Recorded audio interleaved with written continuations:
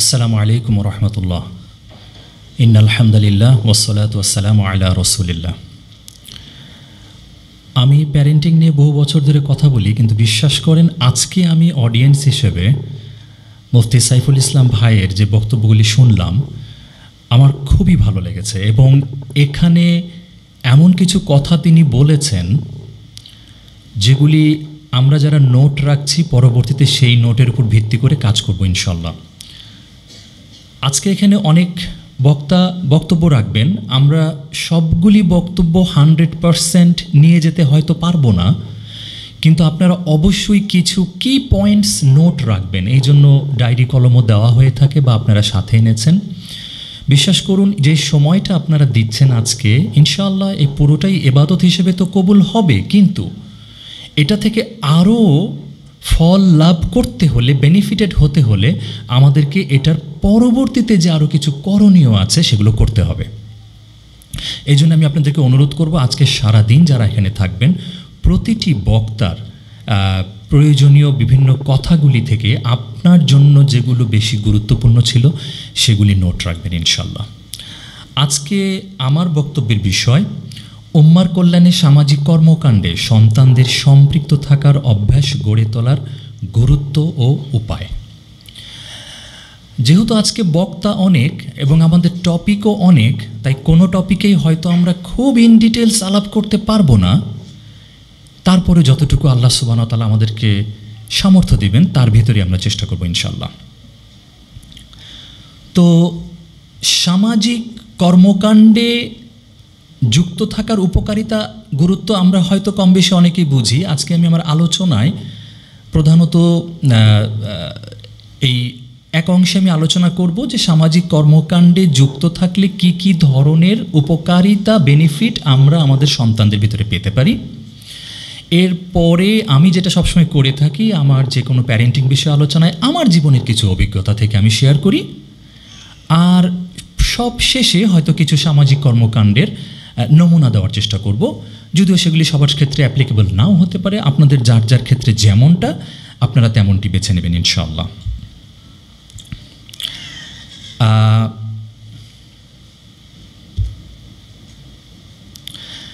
বিভিন্ন সামাজিক কর্মকাণ্ডে যুক্ত থাকলে যেই উপকারিতাগুলি হয় তার ভিতরে অন্যতম কিছু উপকারিতা আমি এখানে পয়েন্ট আউট করেছি। প্রথমত হচ্ছে সোশ্যাল স্কিল। আমি তো প্রায় আইটি ইন্ডাস্ট্রিতে 25 বছর প্লাস জব করছি। বিশ্বাস করেন সেই সমস্ত এমপ্লয়িরা ভালো করতে পারে না যাদের সামাজিক যোগাযোগ দক্ষতা দুর্বল। হ্যাঁ, এরা কলিগদের সাথে ভালো সম্পর্ক করতে পারে না, এরা কাজকর্ম ভালো মতো করতে পারে না, এদের কমিউনিকেশন স্কিল খুব দুর্বল, আলটিমেটলি এদের ইনক্রিমেন্ট ভালো হয় না, এরা জীবনে ফ্রাস্ট্রেশনে পড়ে। খেয়াল করে দেখেছেন একটা কমিউনিকেশন স্কিল, একটা সোশ্যাল স্কিল কত গুরুত্বপূর্ণ। আমরা কিন্তু এখানে কম বেশি সবাই চাই, তাই না, যে আমাদের সন্তানরা তাদের কর্মজীবনে সফল হোক। কেন চাইবো না? সাইফুল ইসলাম ভাই কিন্তু বললেন আল্লাহ সুবহানাহু ওয়া তাআলার শিখিয়ে দেওয়া দোয়া, রব্বানা আতিনা ফিদ দুনিয়া হাসানা ওয়া ফিল আখিরাতি হাসানা ওয়া কিনা আযাবান নার। আমরা দুনিয়া এবং আখিরাত কোনো কিছুকেই ছাড় দিতে চাচ্ছি না, উভয় জায়গায় আমরা সফল হব, উভয় জায়গায় আমরা আল্লাহ সুবহানাহু ওয়া তাআলার কাছ থেকে কল্যাণ আশা করি। এটা নিয়ে আলোচনা করব ইনশাআল্লাহ। দ্বিতীয় পয়েন্টে থাকবে এমপ্যাথি অ্যান্ড কম্প্যাশন। এটা নিয়ে আমি একটু বেশি কথা বলবো আজকে। আরও যে উপকারিতাগুলি আমাদের সন্তানদের ভিতরে আসবে, কনফিডেন্স এবং সেলফ এস্টিম, আত্মবিশ্বাস এবং আত্মমর্যাদা, এটা অনেক বিল্ড আপ হয় যদি আমরা আমাদের সন্তানদেরকে বিভিন্ন সামাজিক কর্মকাণ্ডে যুক্ত রাখতে পারি। লিডারশিপ অ্যান্ড টিমওয়ার্ক, অর্থাৎ নেতৃত্ব এবং দলের সাথে কাজ করার যে যোগ্যতা, এটাও কর্মজীবনে সাংঘাতিকভাবে দরকার হয়, সেখানে সফলতার জন্য এটা অন্যতম চাবিকাঠি। প্রবলেম সলভিং স্কিলস, এইটা তো সারা জীবন একটা মানুষের লাগে। আমরা সংসার করতে গেলে ব্যক্তিগত জীবনে, বন্ধুদের সাথে, কর্মজীবনে কোথায় প্রবলেমে পড়ি না বলেন? কিন্তু প্রবলেম সলভিং স্কিলটা খুব ইম্পর্টেন্ট। আমরা অনেকেই কিন্তু সমস্যায় পড়লে দিশেহারা হয়ে যাই, নার্ভাস হয়ে যাই, ঘেমে যাই, এবং সে তখন আর কোনো সিদ্ধান্তই নিতে পারে না। এ ধরনের মানুষরা নিজেকেই নিজের জন্য আসলে ব্যর্থ মনে করে, তাই না?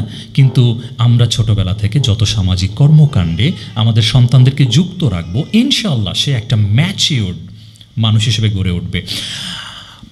শিশু লালন পালন নামে আমার একটা চ্যানেল আছে, যেখানে আমি ছোটোবেলা থেকে, আমার সন্তানের ছোটোবেলা থেকে বিভিন্ন ভিডিও রেকর্ড করে আমি পাবলিশ করেছিলাম।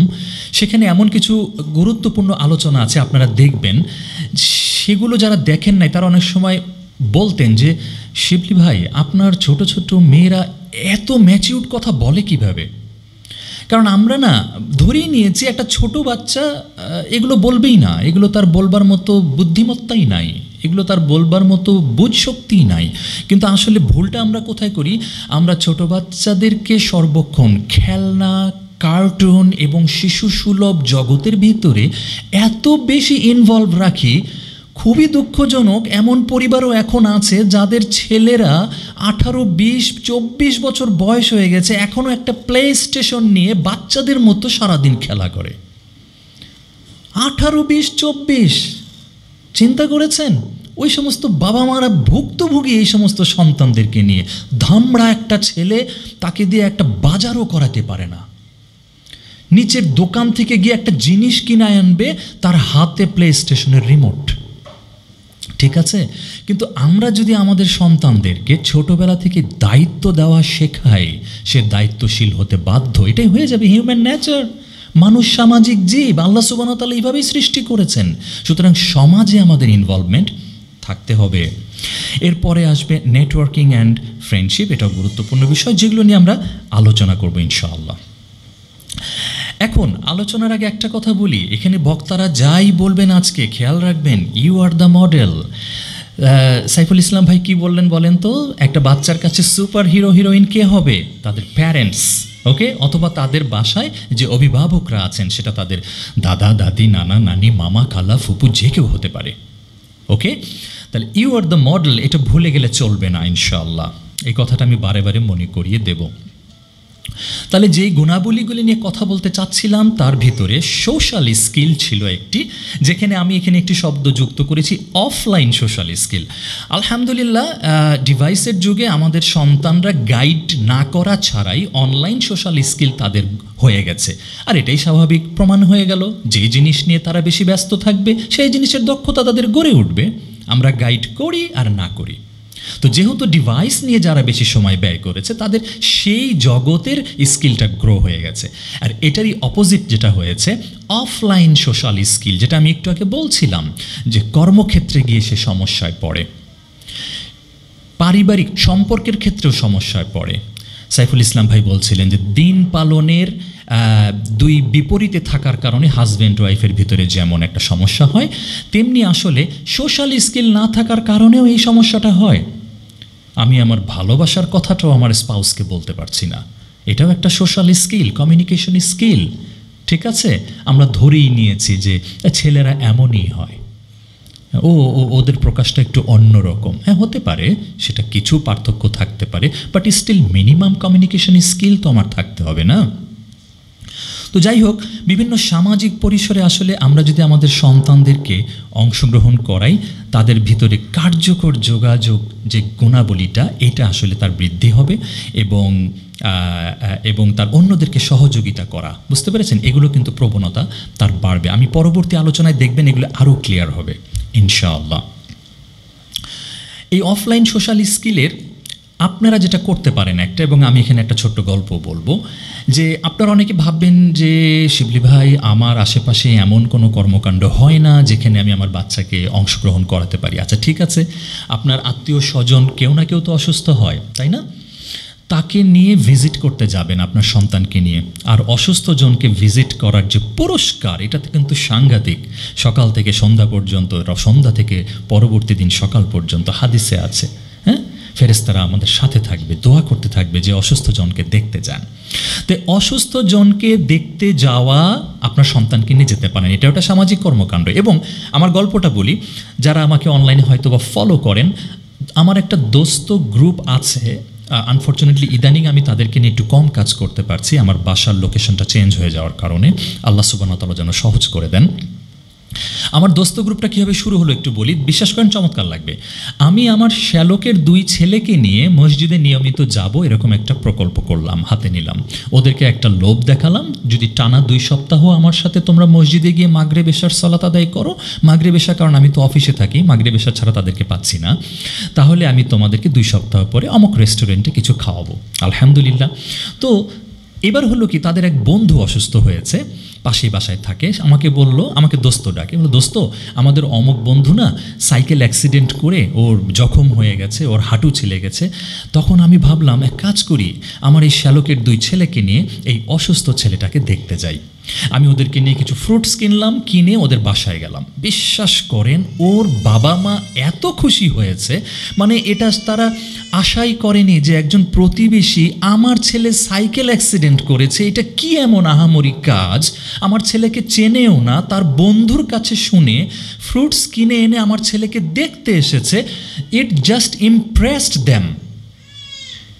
চিন্তা করেন, আমরা অনেক সময় এই ধরনের হাদিসগুলোর গুরুত্ব, প্রভাব, আফটার এফেক্টস ফিল করি না, কিন্তু এখানে এতটাই প্রভাব রাখলো। সেই ছেলে সুস্থ হওয়ার পরে আমাদের সাথে নিয়মিত সলাত আদায় শুরু করে দিল, এবং সেও ওই অ্যাট্রাকশনটা তার জন্যও থাকলো, 2 সপ্তাহ পড়লে রেস্টুরেন্টে আমরা খাবো।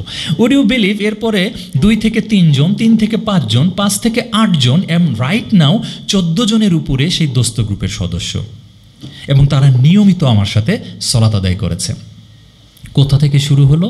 অসুস্থ ব্যক্তিকে দেখতে যাওয়া। ওকে, তো এই সামাজিক কর্মকাণ্ডগুলি আপনারাও করবেন আপনাদের সাধ্য মতো। এছাড়াও যেখানে গ্যাদারিং আছে, যেমন দেখেন 5 ওয়াক্ত সলাত, জুমার সলাত, ঈদের সলাত, তারাবির সলাত, এছাড়াও আমাদের দেশে আলহামদুলিল্লাহ এখন অন্যান্য সলাতগুলিও আদায় হচ্ছে, যেগুলো আমাদের দেশে সুন্নাহ সলাতগুলি আগে প্রায় হতোই না, সেটা বৃষ্টির জন্য হোক, সেটা চন্দ্রগ্রহণ, যে ধরনের আরও যত সলাত আছে, সলাতুল খৌফ, সব সলাতেই আমাদের সন্তানদেরকে আমরা নিয়ে যাব, যেখানে পাবলিক গ্যাদারিং অবশ্যই ইসলাম সম্মত যেগুলি। এমনকি এই ধরনের প্রোগ্রামে যে আজকে যেটা হচ্ছে, এখানেও আপনাদের সন্তানদেরকে যারা এনেছেন, বিশ্বাস করেন আপনারা চমৎকার কাজ করেছেন। হ্যাঁ, হতে পারে আপনার সন্তান আজকের বক্তব্যের অনেক কিছুই সে আসলে হয়তোবা সেভাবে নিয়ে যাবে না যেভাবে বড়রা নিয়ে যায়, কিন্তু তার এই উপস্থিতিটাই তাকে অনেক কিছু শেখাবে লাইফ এক্সপেরিয়েন্স থেকে। এবং আলহামদুলিল্লাহ আজকে কিন্তু এই প্রোগ্রামে আমার 2 মেয়ে ভলেন্টিয়ার হিসেবে কাজ করছে। আল্লাহ সুবহানাহু ওয়া তাআলা তাদেরকে কবুল করুন। ভুলে যাবেন না, আবারও বলি, ইউ আর দ্য মডেল। হ্যাঁ, এটা আমি বারে বারে মনে করাই দেব। যতই বক্তব্য শোনেন, অমকের বক্তব্য খুব ভালো লেগেছে, কোনো লাভ নাই আপনি যদি আপনার সন্তানের মডেল হতে না পারেন। অমক বোনের, অমক ভাইয়ের বক্তব্যে আজকে আমি অনেক কিছু শিখেছি, কোনো লাভ নাই ওই শেখা থেকে আপনি যদি সন্তানের মডেল হতে না পারেন। এমপ্যাথি অ্যান্ড কম্প্যাশন, আমি বলছিলাম সহানুভূতি ও মমতা, এবং এটা নিয়ে আমি আজকে একটু বেশি কথা বলবো। তো সামাজিক বিভিন্ন কার্যকলাপে বুঝলেন, বিশেষ করে যা অন্যদের সহায়তার সাথে সম্পর্কিত, এখানে শিশুরা মানে সম্পৃক্ত থাকলে তারা দানশীলতার মূল্য এবং অন্যের যত্ন নেওয়ার শিক্ষা, এটি সহানুভূতি, দয়া এবং দায়িত্ববোধের বিকাশ ঘটায়। এই গুণাবলীগুলি একটি মানুষের জন্য এত গুরুত্বপূর্ণ, যেটা ঘুরে ফিরে আমি একই কথা বলবো, যে অর্থাৎ তার পারিবারিক জীবন, তার সামাজিক জীবন, তার ব্যক্তিগত জীবন, কর্মজীবন, সব জায়গায় এই এমপ্যাথি অ্যান্ড কম্প্যাশন বিষয়টা খুবই দরকার, খুবই দরকার। যেহেতু আমি এখন অনেক সিনিয়র হয়ে গিয়েছি, একটা কোম্পানিতে সিইও হিসেবে কাজ করছি, এর আগের কোম্পানিগুলিতেও, তো দেখা গেছে সিনিয়র যারা হয়ে যায়, তখন যারা যুবক তারা তাদের কাছ থেকে অনেক কিছু শিখতে চান, জানতে চান, আসতে চান, তারা অনেক ভুল করেন। এই সমস্ত জায়গায় আপনি যত আদরের সাথে তাদেরকে শিক্ষা দিবেন, তারা আসলে তত সহজে সেগুলো শিখতে পারে। আমাদের সন্তানদেরকেও আপনি আসলে যত এই এমপ্যাথি এবং কম্প্যাশনের শিক্ষা দেবেন ছোটবেলা থেকে, আসলে সে এগুলো ভবিষ্যতে সে আপনার জন্য উপকারী হবে। আমরা যেটা হয়ে যাই যে খুব সহজে দেখা যায় যে আমাদের সন্তানদের উপরে আমরা বাবা মারা ধরে নিই কি আমাদের এত বেশি কর্তৃত্ব আছে, আমরা যা খুশি তাই করতে পারি ওদের সাথে, বিশেষ করে প্রহারের ক্ষেত্রে। সাইফুল ইসলাম ভাই কিন্তু বললেন, আর কোনো ক্ষেত্রে প্রহারের কথা আমাদেরকে বলা হয় নাই, কিন্তু সলাতের ক্ষেত্রে কিন্তু বলা হয়েছে। আমি কাউকে হাত তুলতে বলবো না যে কারা কারা বাচ্চাদেরকে ইতোমধ্যে অনেক প্রহার করে ফেলেছেন, হাত তোলেন, আমি এটা বলবো না। কিন্তু উড ইউ বিলিভ যে আমার মেয়েরা 18 বছর বয়স হয়ে গেছে, জন্মের পর থেকে আজ পর্যন্ত তাদের গায়ে হাত তুলি নাই। Not only me but also my wife.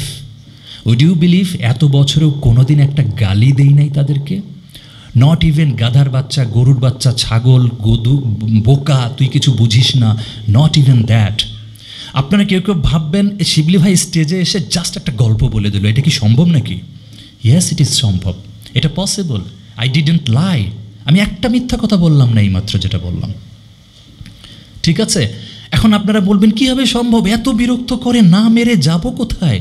ঠিক আছে, এত বিরক্ত করে মাঝে মাঝে কন্ট্রোল রাখতে পারি না শিবলি ভাই, গালি মুখ দিয়ে বের হয়ে যায়। আপনি আসলে কাকে গালি দিলেন বলেন তো? হ্যাঁ, আপনার সম্পদকে।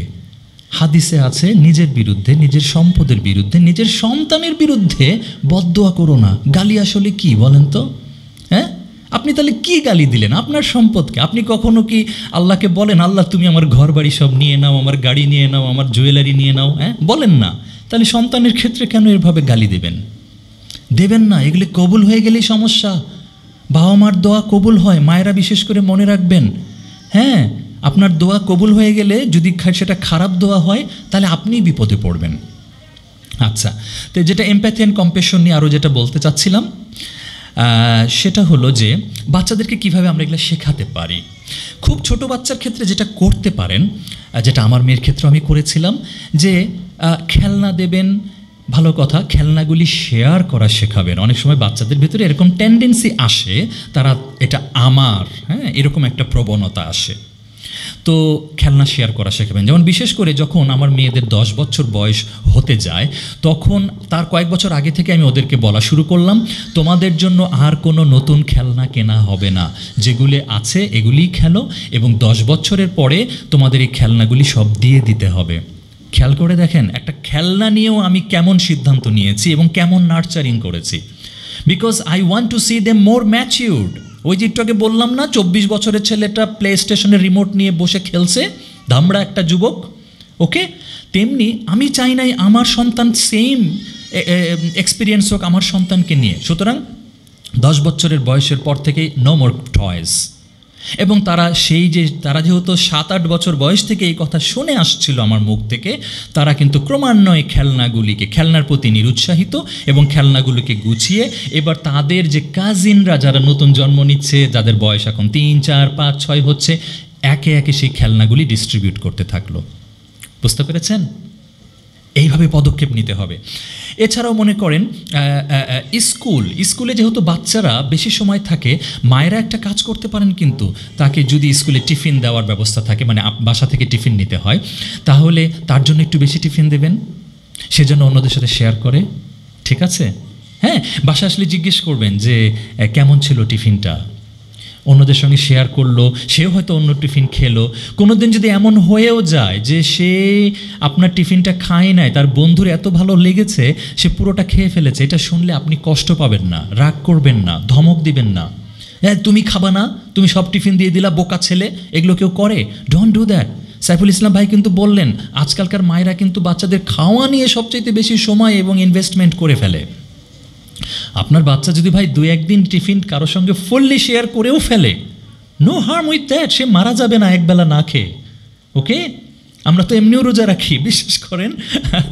আমার মেয়েরা অনেক সময় হয়তো বা বাসায় বিকালে একটা কিছু, বা আজকে দুপুরে হয়তো ওর আম্মু বলল যে আজকে তেমন একটা কিছু নাই, ওদের জন্য যেটুকু আছে আমরা দুজন খেয়ে ফেলি, ওদের জন্য এটা ওটা। আমি বললাম সমস্যা কি একটু কম খেলে? মানুষ, আমরা তো রোজাও রাখি, একদম ফুল প্লেট খাবার সামনে উপস্থিত করেই দিতে হবে, নট নেসেসারি অলওয়েজ, ওকে? আমরা তো রোজাও রাখি, তাই না, টানা 1 মাস। পেন্সিল, ইরেজার, এগুলো কিন্তু অনেক সময় বাচ্চারা শেয়ার করতে চায় না, এগুলো উদ্বুদ্ধ করবেন, এগুলো কিন্তু এমপ্যাথি কম্প্যাশন বৃদ্ধি করবে। একটা ঘটনা বলি, আমার মেয়েরা তখন ছোট, পরীক্ষা দিল, স্কুল থেকে পরীক্ষার খাতা আপনার শেয়ার করতো প্যারেন্টসদের সাথে, যেন আমরা দেখতে পারি পরীক্ষায় কি করেছে। তো আমি দেখলাম যে আমার এক মেয়ের পরীক্ষার খাতার হাতের লেখাটা মোটামুটি ওর লেভেলের চাইতে খারাপ। তখন ওরা, আমার খেয়ালও নাই, আমার সম্ভবত 3 না 4-এ পড়ে, এরকম হবে। তো আমি জিজ্ঞেস করলাম যে কি ব্যাপার, তোমার পরীক্ষার খাতাটা তো হাতের লেখা বেশ খারাপ হয়েছে। আমাকে সাথে সাথে বলে, কেন খারাপ হয়েছে জানো আব্বু? যখন পরীক্ষা শুরু হবে অমনি আমার বান্ধবী বলল ও পেন্সিল আনতে ভুল করেছে, আমি তখন ওকে আমার সবচেয়ে ভালো পেন্সিলটা দিয়ে দিয়েছি, আমি খারাপ পেন্সিল দিয়ে লিখেছি, এই জন্য আমার হাতের লেখা খারাপ হয়েছে। এবং সেটা কেন করেছে জানেন? আমি জিজ্ঞেস করলাম কেন, why did you do that? কারণ সে অলরেডি হাদিসের শিক্ষা পেয়েছে যে অন্যের জন্য ভালোটা দিতে, তুমি নিজের জন্য যেটা পছন্দ করো তোমার মুসলিম ভাই বোনের জন্য তুমি সেটা করবা। এখন বলেন, সে এই হাদিস প্র্যাকটিস করেছে, আমি কি তাকে ধমক দিতে পারবো? উচিত হবে? আমি তখন একটা কথা বলি নাই, মি অ্যান্ড মাই ওয়াইফ, আমি তখন বললাম যে মাশাআল্লাহ আলহামদুলিল্লাহ, এক কাজ করবি এখন থেকে মাঝে মাঝে খারাপ পেন্সিল দিয়েও লিখবি, যেন খারাপ পেন্সিল দিয়েও সুন্দর হাতের লেখা লিখতে পারিস। মায়েদের ভিতরে এই প্রবণতাটা অনেক সময় আছে, থেকে যায় যে কেন তুমি ভালো পেন্সিলটা শেয়ার করলা, কেন তুমি টিফিনটা শেয়ার করলা, কেন তুমি নোটটা শেয়ার করলা, তোমাকে ভালো রেজাল্ট করতে হবে। দেখেন, আমরা যারা কর্মক্ষেত্রে যাই, বিশ্বাস করেন কর্মক্ষেত্রে কেউ একা একা কাজ করে না। আলটিমেটলি অফিসের অনেকগুলো কলিগ, একটা ডিপার্টমেন্ট, একটা টিম, সবাই নিয়ে কাজ করতে হয়। হ্যাঁ, সুতরাং এখন থেকেই অন্যের সঙ্গে শেয়ার করা, অন্যের সঙ্গে যোগাযোগ রক্ষা করা, এই পরিবেশটা, এই কোয়ালিটি নিয়ে আমাদেরকে বড় করতে হবে। এমপ্যাথি এবং কম্প্যাশন নিয়ে যেটা বলছিলাম, বেশি কথা বলবো, সহানুভূতি, মমতা। এখন আমি একটু আসছি আরেকটু বৃহত্তর পরিসরে।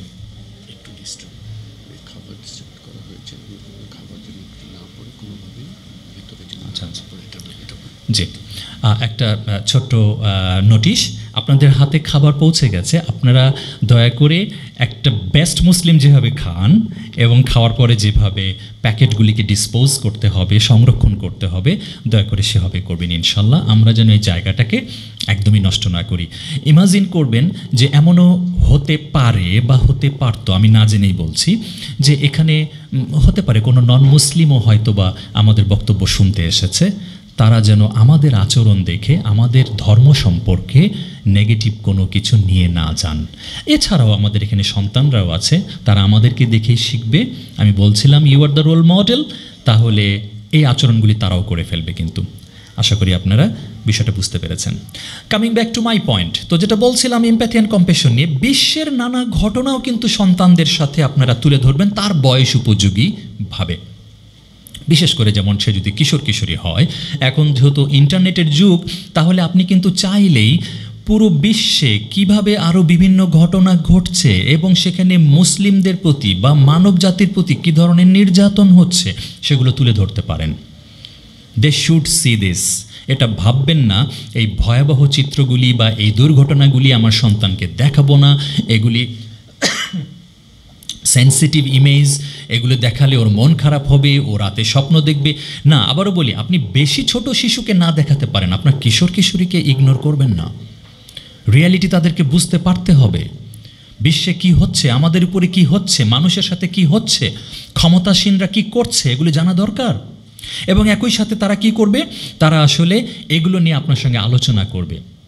এটা হতে পারে বিশ্বের যে কোনো জায়গায়। যেমন রিসেন্টলি আমি যে কোনো বাচ্চাকে দেখেছি ফিলিস্তিন ইস্যুতে বেশ তারা সচেতন, কারণ তাদের বাবা মারাও হয়তো বা এটা নিয়ে কথা বলেছে বা মিডিয়াতেও এটা নিয়ে বেশ আলোচনা উঠেছে।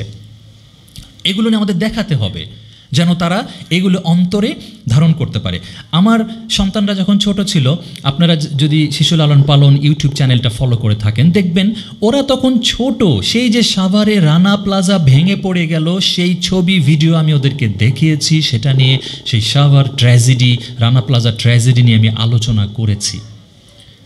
হ্যাঁ, আমি বোনদেরকে বলবো না, জাস্ট একটু সার্ভে করার জন্য, ভাইদের ভিতর থেকে কেউ কি আমার সেই আলোচনাটা কখনো শুনেছেন? সাভারের রানা প্লাজার ট্র্যাজেডি নিয়ে ছোট শিশুর সঙ্গে আমি দেখতে পাচ্ছি কিশোর একটা ছেলে মাথা ঝুঁকাচ্ছে। আপনি কি শুনেছেন? আলহামদুলিল্লাহ। ঠিক আছে, তো সেখানে আলোচনা করতে গিয়ে বিশ্বাস করেন আমার মেয়ে এবং আমরা কেঁদে ফেলেছি। এইটাই এমপ্যাথি, কম্প্যাশন। হ্যাঁ, তারা ওই ছোট্ট বয়সে টের পেয়েছে যে বিল্ডিংয়ের তলে চাপা পড়া একটা মানুষ বলছে, ভাই আমার হাত কেটে আমাকে বের করেন, আমার পা কেটে আমাকে বের করেন। I showed them this videos at that age of time. তারা কিন্তু ভীত মানুষ হয় নাই, তারা কিন্তু অমানুষ হয় নাই। ওকে, প্রমাণ আপনাদের সঙ্গে লাইভ। এটা ভাববেন না যে এত ছোট সন্তানদেরকে এগুলো বোধহয় দেখানো ঠিক না। হ্যাঁ, এছাড়াও যেমন একটা স্কুলের একটা মেয়ে সে কালো ছিল, এটার কারণে সে বুলির শিকার হতো, এগুলো নিয়ে আলোচনা করেছি। একটা ছেলে জন্ম থেকে তার একটা কান অন্যরকমভাবে ফরমেশন ছিল, এগুলো নিয়ে সে বুলির শিকার হতো, এগুলো নিয়ে আলোচনা করেছি। নানা বিষয়ে আলোচনা করবেন। বিশ্বাস করেন মায়েরা, সন্তানরা আপনাদের কাছে সবচেয়ে বেশি সময় থাকে। আপনাদের ভূমিকা যে কী পরিমাণ, ইউ কান্ট বিলিভ ইট। এবং রেসপন্সিবিলিটিও কিন্তু সাংঘাতিক। আল্লাহ সুবহানাহু ওয়া তাআলা কিন্তু শেষ বিচার দিবসে প্রত্যেকের দায়িত্ব নিয়ে কিন্তু জিজ্ঞাসাবাদ করবেন, তাই না? আমরা প্রত্যেকে দায়িত্বশীল।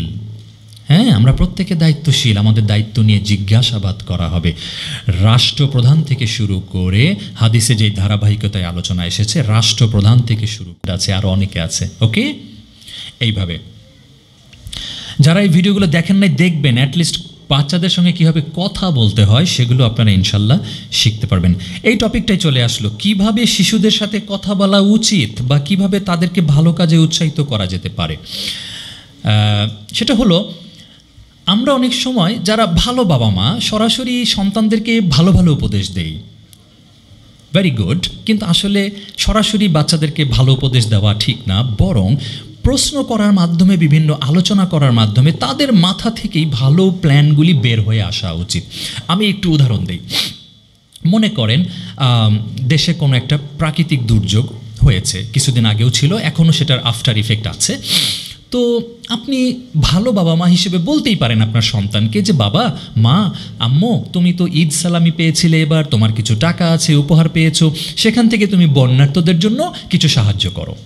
এবং সে হয়তোবা আপনার কথা শুনে, আপনি হয়তো তাকে সওয়াবের কথা বললেন, এবং সে শুনে হয়তোবা কথার কথা, তার কাছে 2000 টাকা ছিল, সে হয়তোবা 1000 টাকা দান করে দিল। ওকে, প্রিটি মাচ ফাইন মনে হচ্ছে না? কিন্তু আসলে এটা আরও ইফেক্টিভ ওয়েতে কাজ করা যেত। যেমন আপনি আপনার সন্তানকে নিয়ে কিছু ভিডিও এবং ছবি দেখান বন্যার্ত মানুষদের, এবং তখন আপনার বাচ্চাকে জিজ্ঞেস করেন, আম্মু, আব্বু, এটা দেখে তোমার কেমন লাগছে? সে কিছু উত্তর দেবে। এরপরে জিজ্ঞেস করেন, আচ্ছা, ওরা অনেক কষ্টে আছে জানো, ওরা খাবার পাচ্ছে না, ওরা ড্রেস পাচ্ছে না, আব্বু, আম্মু, কি করা যেতে পারে বলো তো? দে উইল স্পিক আপ, তারা কিছু বলবে। তারা বলতে পারে নিজে থেকেই, আমাদের কিছু ড্রেস আছে সেগুলো আমরা দিই, অথবা তারা বলতে পারে যে, আব্বু, আম্মু, আমরা তাদেরকে কিছু ড্রেস কিনে দেই। ওকে, খেয়াল করে দেখেন, আপনি সরাসরি তাকে বলছেন না যে তুমি কিছু দান করো, র্যাদার তার সঙ্গে আলোচনা করার মাধ্যমে সেই এই প্রবলেমের সলিউশন নিয়ে আসছে। আমি বলছিলাম না যে প্রবলেম সলভিং, এগুলো কিন্তু তাদেরকে এই ডিসিশন মেকিং এবং প্রবলেম সলভিংয়ের শিক্ষাটা দেয়। ঠিক আছে, এইভাবে আপনারা তাদেরকে কিন্তু ভালো কাজে উৎসাহিত করতে পারেন। আর ওই যে একটু আগে যেটা বলছিলাম, উম্মাহ, পৃথিবীর আমরা যে পুরা মুসলিম উম্মাহকে আমার সন্তানের সঙ্গে পরিচয় করায় দেব, এই ক্ষেত্রে আমরা সবসময় তাদেরকে তোমার ভাই, আমার ভাই, তোমার বোন, আমার বোন, এই সম্বোধনে ডাকবো।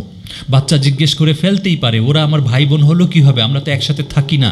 তখন আমরা কোরআন এবং হাদিসে রাসূল সাল্লাল্লাহু আলাইহি ওয়াসাল্লাম, আল্লাহ কীভাবে আমাদের সঙ্গে মুসলিম উম্মাহকে পরিচয় করিয়ে দিয়েছেন, সেই সূত্র ধরে বলবো। ছোটোবেলা থেকে যত বেশি শুনবে, ওরা আমার ভাই, পৃথিবীর যে প্রান্তেই থাকুক, এবং তার সঙ্গে দেখা হচ্ছে না, কিন্তু আমাদের একটা টার্গেট আছে, ইনশাল্লাহ জান্নাতে আমাদের দেখা হবে, ঠিক না? এবং আমরা আশা করি আজকেও আমরা এখানে যতজন আছি, আমরা ইনশাল্লাহ প্রত্যেকে জান্নাতে গিয়ে আমাদের আবার দেখা হবে। আমরা রিকল করব, হ্যাঁ, ও শিবলি ভাই, আপনার সেই লেকচারটা আমার এখনও মনে আছে। আমি রিকল করে বলবো, এই ছেলেটাকে, এই যে আপনি মাথা ঝুঁকিয়েছিলেন আমার সেই বক্তব্যে, কি একটা চমৎকার আড্ডা হবে, চিন্তা করেছেন? হ্যাঁ, তাহলে তোমার ভাই, তোমার বোন, এই সম্বোধনে আমরা মুসলিম উম্মাকে আমাদের সন্তানদের সঙ্গে পরিচয় করে দেব। মুসলিম উম্মা কত বড়, এই নাম্বারটাও মাঝে মাঝে ম্যাটার করে। এটা বোঝানোর জন্য যাদের সামর্থ্য আছে চেষ্টা করবেন, যদি সামর্থ্য থাকে, আপনার সন্তানকে হাজ এবং উমরায় অংশগ্রহণ করাবেন। ঠিক আছে, সামর্থ্য থাকলে অবশ্যই, এছাড়া তো খুবই এক্সপেন্সিভ। যাদের সামর্থ্য আছে তারা করবেন। এই নাম্বারটাও ম্যাটার করে। সে যখন এখানে গিয়ে দেখবে নানা বর্ণের, নানা সাইজের, নানা রকমের মুসলিম এক জায়গায় একত্র হয়, তার দৃষ্টিভঙ্গি বদলে যাবে, বিশ্বাস করেন। তার মনটা আরও ওপেন হবে, কোনো সন্দেহ নাই। ভুলে যাবেন না আবারও, ইউ আর দ্য মডেল। ঠিক আছে, কনফিডেন্স এবং সেলফ এস্টিমের পরের অধ্যায়ে আসছে। তো এই আসলে সামাজিক কর্মকাণ্ডে আমি কিন্তু কী কী সামাজিক কর্মকাণ্ডে অংশগ্রহণ করাতে পারবেন সেগুলো নিয়ে শেষের দিকে বলবো। সামাজিক কর্মকাণ্ডে যত আমরা অংশগ্রহণ করাবো, সেটা দলগত কার্যকলাপ এবং স্বেচ্ছাসেবী হিসেবে কাজে অংশগ্রহণ করলে এই শিশু কিশোরদের আত্মবিশ্বাস বাড়তে থাকে, এবং আত্মবিশ্বাস কিন্তু সাংঘাতিক একটা গুরুত্বপূর্ণ বিষয়। এবং দেখেন, confidence comes from knowing your purpose. আমরা তো জানি, তাই না, আমাদের জীবনের পারপাসটাকে আল্লাহ সুবহানাহু ওয়া তাআলা বলে দিয়েছেন, তাই না? জিন এবং ইনসানকে আল্লাহ সুবহানাহু ওয়া তাআলা কী জন্য সৃষ্টি করেছেন আল্লাহ সুবহানাহু ওয়া তাআলা বলে দিয়েছেন। এবং ট্রাস্টিং ইন আল্লাহস গাইডেন্স, এবং যখন আত্মবিশ্বাস বাড়বে, সেলফ এস্টিম বাড়বে, বিশ্বাস করেন আজকাল আমরা দেখি না, পরীক্ষায় একটু খারাপ রেজাল্ট করার কারণে আত্মহত্যা করে, তাই না? পছন্দের জিনিস না পাওয়ার কারণে আত্মহত্যা করে। মুসলিমদের যদি আমরা এইভাবে গড়তে পারি, আমাদের সন্তানদেরকে, সুইসাইডের টেন্ডেন্সি থাকবে না। ইনফ্যাক্ট আমি যেটা স্ট্যাটিস্টিক্সে দেখেছি, পুরো ওয়ার্ল্ডেই মুসলিমদের ভিতরে আত্মহত্যা করার প্রবণতা খুবই কম। হ্যাঁ, কিন্তু আমাদের সন্তানদেরকে আমরা এইভাবে গড়ে তুলব সামাজিক কর্মকাণ্ডের মাধ্যমে, তাহলে তাদের ভিতরে এটা বাড়বে। লিডারশিপ অ্যান্ড টিম ওয়ার্ক, নেতৃত্ব এবং দলগত কাজ। ন্যাচারালি বিভিন্ন সামাজিক কর্মকাণ্ডে অংশগ্রহণ করলে তাদের ভিতরে কারো না কারো নেতৃত্ব দেওয়ার প্রবণতা যে আল্লাহ সুবহানাহু ওয়া তাআলা তার ভিতরে দিয়েছেন, সেটা প্রকাশ পাবে, এবং একটা টিমের সাথে কাজ করার যে যোগ্যতা, সেটা গড়ে উঠবে। আমি কিন্তু বলছিলাম, দেখেন, কর্মজীবনেও কাউকে একা একা কাজ করতে হয় না, ইটস অলওয়েজ এ টিম। সেটা আপনি যেই হন, আপনি ইঞ্জিনিয়ার হন, ডক্টর হন, সফটওয়্যার ইঞ্জিনিয়ার হন, কখনো আপনি একা কাজ করেন না, there is always a team. তাহলে ছোটোবেলা থেকে আমি যদি আসলে টিমের সাথে কাজ করার মনোভাব নিয়ে গড়ে উঠি, এবং সেই কমিউনিকেশন স্কিলগুলো যদি আমার ভিতরে ডেভেলপ হয়, তাহলেই কিন্তু আমি একজন সফল মানুষ, একজন সফল মুসলিম হিসেবেই গড়ে উঠবো ইনশাআল্লাহ। এবং যেখানে লিখেওছি আমি, যা তাদের শিক্ষা এবং পেশাগত জীবনেও সহায়ক হবে। আবারও মনে করিয়ে দিলাম, ইউ আর দ্য মডেল। ঠিক আছে, আমরা যেন এটা ভুলে না যাই। প্রবলেম সলভিং স্কিল, এটা আমি একটু আগে উদাহরণ দিয়ে ফেলছিলাম, যেমন শিশুদের সঙ্গে কিভাবে কথা বলবেন, এইভাবে সে আসলে তার প্রবলেম সলভ করার যোগ্যতা তার ভিতরে গড়ে উঠবে। আমি কিছুদিন আগে মহাখালীর প্রোগ্রামে যেই ঘটনাটা শেয়ার করেছিলাম, আজকেও করে ফেলি, এটা আমার বেশি মনে পড়ে বিধায়। যেমন আমার মেয়েরা তখন ছোট ছিল, তো আমরা কক্সবাজার বেড়াতে যাব, কক্সেস বাজার। তো এটা প্রায় 20-25 দিন আগে থেকেই আমাদের প্ল্যান। তো ওরা ছোট, তো সমুদ্র এগুলো ভালো লাগে, ওদের বেড়াতে যাওয়া ভালো লাগে। তো ওরা গুনতো, আর মাত্র 20 দিন বাকি, আর মাত্র 19 দিন বাকি, আর মাত্র 15 দিন বাকি। তার ভিতরে ওদের ভিতরে খুব এক্সাইটমেন্ট কাজ করছে। ঠিক আমাদের ভ্রমণের 5-7 দিন আগেই প্রচণ্ড বৃষ্টি, বন্যার মতো অবস্থা না হলেও অনেক বৃষ্টি, রাস্তা ডুবে গেল। আসলে যাওয়াটা নিরাপদ হবে না, অলরেডি ওই দিনগুলোতে পর্যটকরা আটকা পড়ে যাচ্ছিলেন। তা আমরা আসলে আমরা হাজব্যান্ড, আমার 2 মেয়ে, ছোটো ছোটো 2 মেয়েকে নিয়ে এমন পরিস্থিতিতে ট্রাভেল করতে চাচ্ছিলাম না। কিন্তু ওই যেহেতু আমি প্যারেন্টিং নিয়ে আল্লাহ সুবহানাহু ওয়া তাআলা আমার ভিতরে সচেতনতা দিয়েছেন, আমি এটাও চাই নাই আমার সন্তানকে সরাসরি বলে দেব যে শোনো, কক্সবাজার যাওয়া ক্যান্সেল।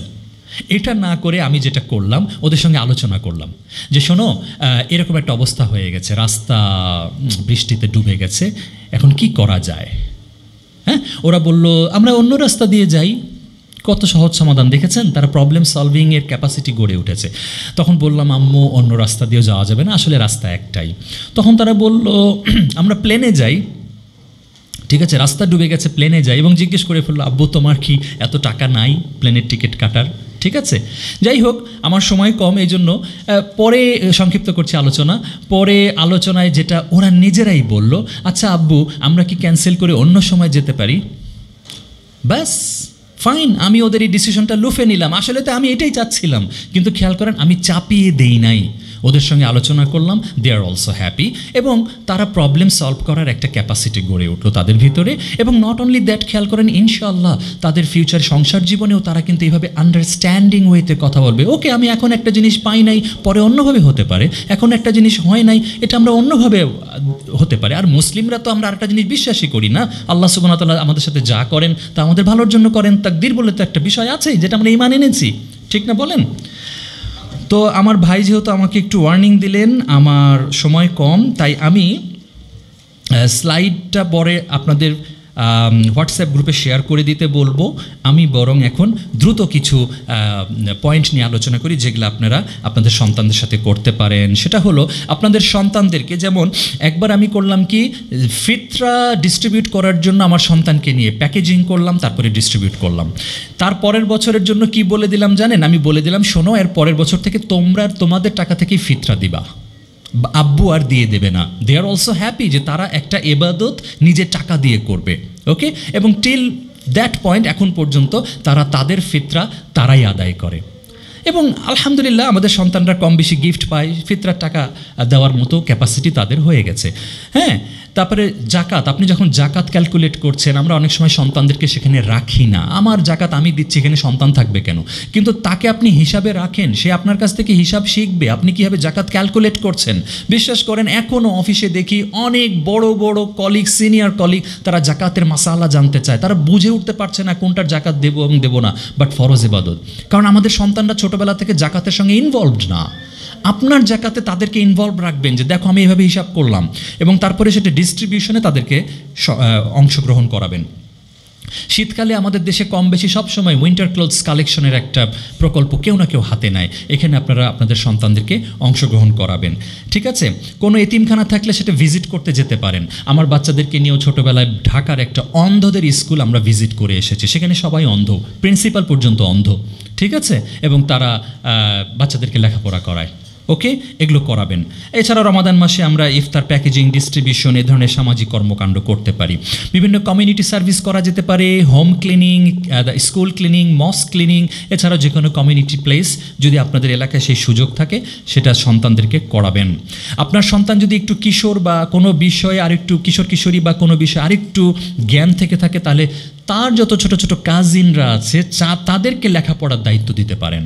ঠিক আছে, এর বিনিময়ে আপনি তাদেরকে একটা সামান্য মনিটারি রেমুনারেশন দিতেও পারেন বা নাও দিতে পারেন, যেটা অনলাইনেও এখন করা সম্ভব।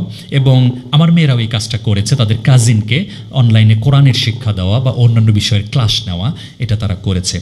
হ্যাঁ, খেলাধুলা খুবই গুরুত্বপূর্ণ। আনফর্চুনেটলি মেয়েদের জন্য এই সুযোগটা খুব কম, যাদের সুযোগ আছে মিস করবেন না। ছেলেদের ক্ষেত্রেও এই সুযোগটা আপনারা গড়ে দেওয়ার চেষ্টা করবেন, যেহেতু ছেলেদের ক্ষেত্রে তাও একটু সহজতর মেয়েদের চাইতে, কিন্তু বিভিন্ন ধরনের খেলাধুলায় আপনাদের সাধ্যের মধ্যে থেকে প্লিজ এটা করাবেন। শারীরিক ফিটনেস সাংঘাতিকভাবে দরকার। রিসেন্টলি যে বন্যার্তদের সাহায্যের জন্য আসন্না ফাউন্ডেশনে আমারই একটা কলিগ, একদম ইয়াং কলিগ, 24, 25, 26 বছর বয়স হবে, তো সে সেখানে সারাদিন কাজ করে এসেছে। উড ইউ বিলিভ, সারাদিন এই ফিজিক্যাল হার্ড লেবার করার পরে ফিরে আসার পরে এত অসুস্থ হয়ে গেল, পরে তার একটা মেজর অপারেশন করাতে হয়েছে হার্টে। হ্যাঁ, তো ফিটনেসটা খুবই দরকার একজন সফল মুসলিমের জন্য। গুড ফিটনেস খুবই দরকার। শেষের দিকে বলছি, বাসায় কোনো মেহমান আসলে আপনার সন্তানদেরকে অধিকাংশ কাজ দেবেন। ওকে, বিছানা গোছানো, রুম ক্লিন করা, তারপরে টেবিল সাজানো, ঠিক আছে, এগুলি দায়িত্ব দিয়ে দেবেন। রান্নাবান্নার কাজটা হয়তো বা ধরে নিচ্ছে সে পারবে না, না পারলে আপনারা করলেন, কিন্তু বাকি কাজগুলি ঈদের সময় যদি আপনারা কোনো স্পেশাল ইভেন্টের প্রোগ্রাম করতে চান, সেই ক্ষেত্রেও তাকে অনেক দায়িত্ব দেবেন। এভাবে সে আসলে দায়িত্বশীল হবে। প্রায় শেষের দিকে, এবার শেষে যে পয়েন্টটা বলবো, অনেকে মনে করতে পারেন যে তাহলে যা কিছু করব সব আসলে মনে হয় শুধু কোথাও যেতেই হবে, কোথাও গিয়ে অংশগ্রহণ করতে হবে, ফিজিক্যাল অ্যাক্টিভিটিস দিয়ে ভরপুর। কিন্তু যেহেতু এই অনেকের সন্তানরা ডিভাইসেরও অনেক স্কিল অর্জন করে ফেলেছে, তাই আমরা সেই স্কিলটাকেও তার উম্মার প্রয়োজনে, উম্মার কল্যাণে ব্যবহার করতে পারি। সেটা তার কন্টেন্ট রাইটিং হোক, ডিজিটাল আর্ট হোক, ওকে, ভিডিও, অ্যানিমেশন, যেটাই হোক, এইগুলো যে কোনো ক্রিয়েটিভ এক্সপ্রেশন আমরা তাকে উৎসাহিত করতে পারি এবং সেগুলো তারা করতে পারে। ঠিক আছে, এবং এটা নিয়েও অলরেডি অনেক হয়তো বা কিশোর কিশোরীরা বেশ ভালোই কাজ করছে, আপনারা জানলে অবাক হবেন। উম্মার কল্যাণে তারা এই কাজগুলি, চমৎকার কাজগুলি করতে পারছে। আবারও ভুলে যাবেন না, হ্যাঁ, you are the role model. এইটা হচ্ছে মানে মোস্ট ইম্পর্টেন্ট পয়েন্ট। এটা বলেই মোটামুটি প্রথম কথাটা আবারও বলি, আরও বক্তা আসবেন, এক একজনের এক একটা টপিক। প্লিজ আপনারা সব নোট রাখবেন এবং সেগুলো নিয়ে কাজ করবেন ইনশাল্লাহ।